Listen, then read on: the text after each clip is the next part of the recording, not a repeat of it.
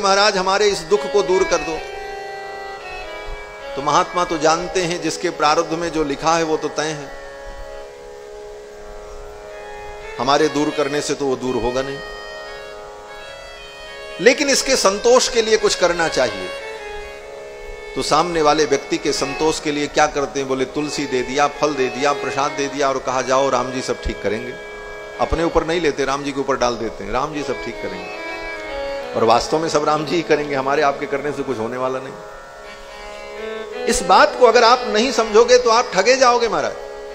आज हिंदुस्तान में धर्म के नाम पर कितने साधु महात्मा लोगों को ठग रहे हैं। वो साधु महात्मा नहीं है, साधु महात्मा का केवल वेश है। वो कहते हैं आओ तुम्हारा सब बिगड़ा काम हम बना देंगे, तुमको नौकरी दिला देंगे, तुम्हारे मन के अनुकूल सारे काम हो जाएंगे, तुम्हारी हर इच्छा पूरी हो जाएगी। और इस चक्कर में पड़ करके लोग अपना धन और धर्म दोनों गंवा बैठते हैं। और बाद में यह होता है कि अमुक तांत्रिक ने, अमुक पंडित ने, अमुक व्यक्ति ने अमुक व्यक्ति के साथ धोखाधड़ी की, ठग लिया, ये किया वो किया। रोज पेपर में, टीवी में आप देखते हो। ये क्यों होता है? ये हमारे अज्ञान के कारण होता है। जब आप अज्ञानी रहोगे तो सामने वाला व्यक्ति आपको ठगेगा, स्वाभाविक है। एक कहावत है, एक अंधे के घर भैंस ने बच्चा दिया। उस भैंस का जो मालिक था वो अंधा था।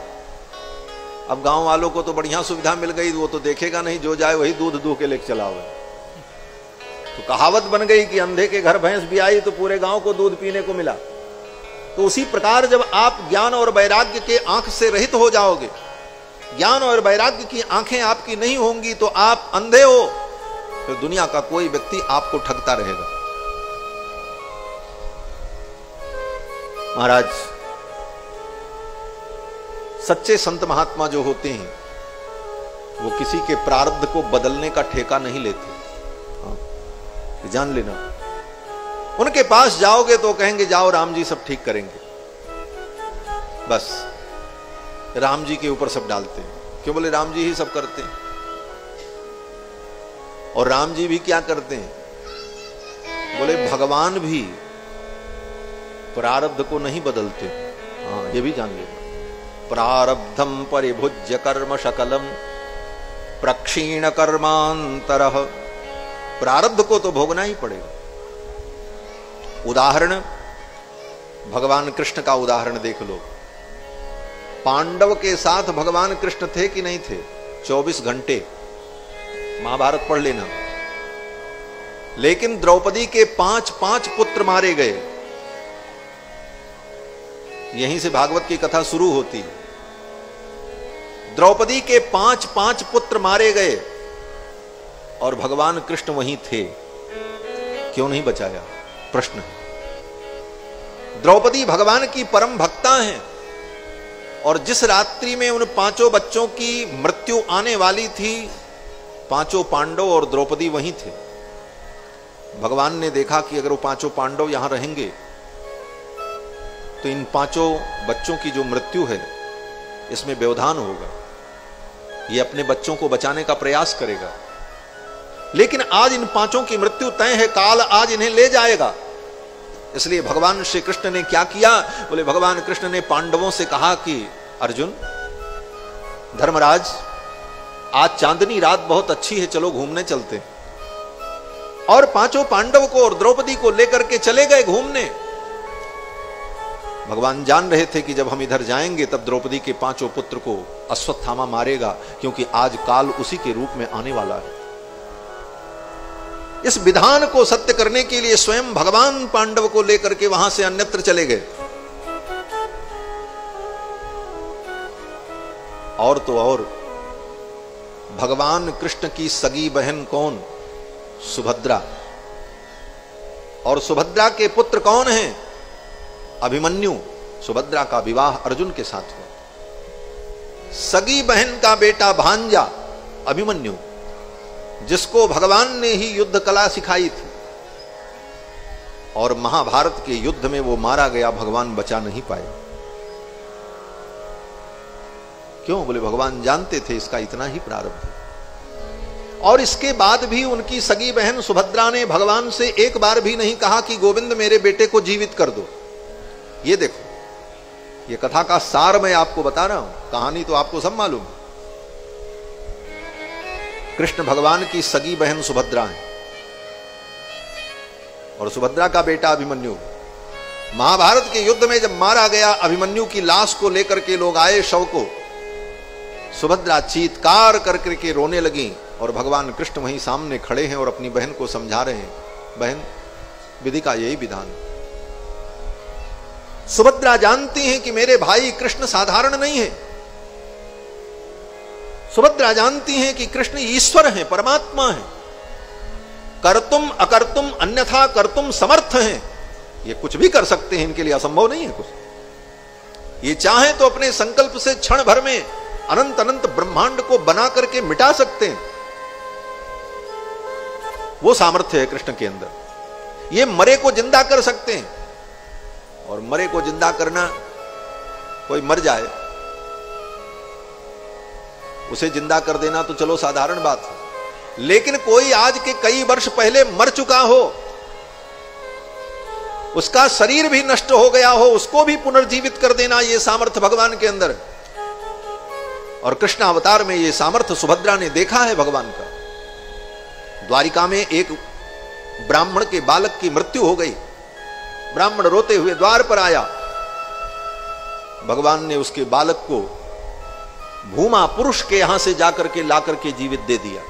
वो कृष्ण है। भगवान कृष्ण गुरुकुल में पढ़ने गए। गुरु जी के पुत्र, गुरु का पुत्र समुद्र में डूब करके मर चुका था कई वर्ष पूर्व। गुरु माता ने रो करके कहा, कृष्ण मेरा बेटा मर गया, तुम भगवान हो, मेरे बेटे को जिंदा कर दो। भगवान कृष्ण ने कहा, ठीक है मां, आप मेरी गुरु मां हैं, आपकी आज्ञा का मैं पालन करूं। भगवान कृष्ण गए समुद्र में और समुद्र में जाकर के पांचजन्य असुर से युद्ध किया। वहां पर भी जब गुरु जी का पुत्र नहीं मिला तो यमराज के यहां गए और यमराज से कहा, उस पुत्र को वापस कर दो, मैं अपने गुरु को भेंट करके तब ही जाऊंगा। और यमराज के यहां से मरे हुए पुत्र को ला करके सशरीर अपनी गुरु माता को समर्पित कर दिया। गुरु माता ने देखा, वर्षों पूर्व जो बालक जिस रूप में गया था उसी रूप में लौट करके आ गया। कल्पना भी नहीं थी ऐसी। वो सामर्थ्य भगवान कृष्ण के अंदर है। और ये जानते हुए भी उनकी सगी बहन सुभद्रा ने एक बार भी कृष्ण से नहीं कहा कि हे कृष्ण तुम मेरे बेटे को जिंदा कर दो। कह सकती थी, और कह देती तो शायद भगवान के लिए असंभव नहीं था। लेकिन सुभद्रा भगवान की बहन है।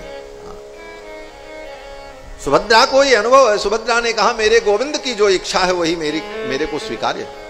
अगर गोविंद की यही इच्छा है कि मेरा जवान बेटा मर जाए, इसकी इतनी ही आयु है, गोविंद को यही स्वीकार है तो मुझे भी यही स्वीकार है। रो लिया, अपने पुत्र के शरीर से लिपट करके सुभद्रा रो ली। लेकिन भगवान कृष्ण से यह नहीं कहा कि आप मेरे बेटे को जिंदा कर दो। सुभद्रा ने मान लिया, मेरा प्रारब्ध यही था, मेरे परमात्मा का यही विधान था। तो ये विधि का विधान भगवान भी नहीं बदलते। भगवान बदल सकते हैं, लेकिन विधि का विधान भगवान भी बदलते नहीं हैं। इस बात को अगर हम समझ लें तो कहीं हमको कोई चिंता नहीं है। इसी बात को संतों ने बड़े सरल शब्दों में कहा, जैसे रखे राम जी रहना चाहिए, सीताराम सीताराम कहना चाहिए।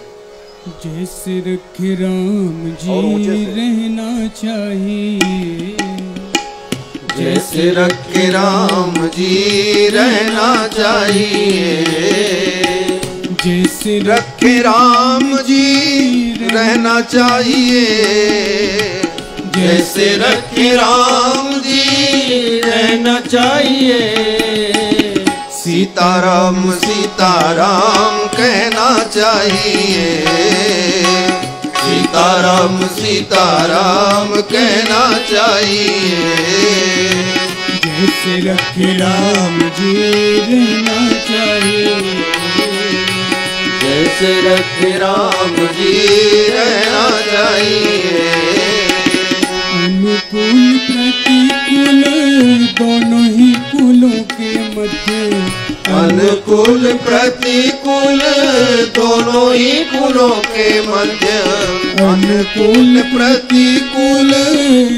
दोनों ही कुलों के मध्य, अनुकूल प्रतिकूल दोनों ही कुलों के मध्य, सरिता समान सदा बहना चाहिए, सरिता समान सदा बहना चाहिए।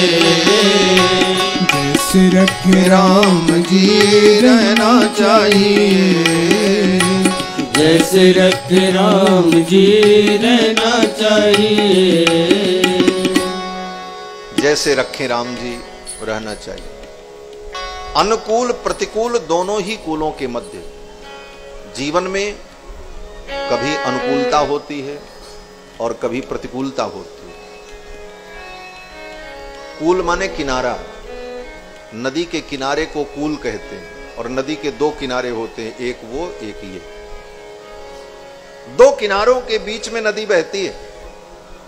हमारे जीवन की जो ये नदी है, इसके भी दो किनारे हैं, एक अनुकूल एक प्रतिकूल। ये अनुकूल प्रतिकूल दोनों किनारों के बीच में बहने वाली जीवन की नदी को बहने दो, चलते चलते। अनुकूल प्रतिकूल दोनों ही कूलों के मध्य सरिता समान सदा बहना चाहिए, जैसे रखें राम जी रहना चाहिए।